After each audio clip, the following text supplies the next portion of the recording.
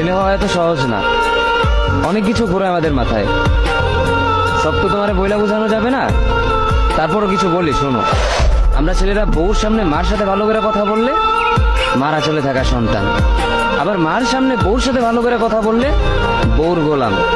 নিজের ছেলে মেয়েদের যদি মারি আমাদের দয়া মায়া নাই, আর ওই ছেলে মেয়েদের যদি কিছু না বলি আশকারা দিতেছি। নিজের বউরে দিয়া যদি জব করাই সেই ক্ষেত্রে আমি বউর কামাই খাই, আর যদি বউরে দিয়া জব না করাই আমি সন্দেহ করি।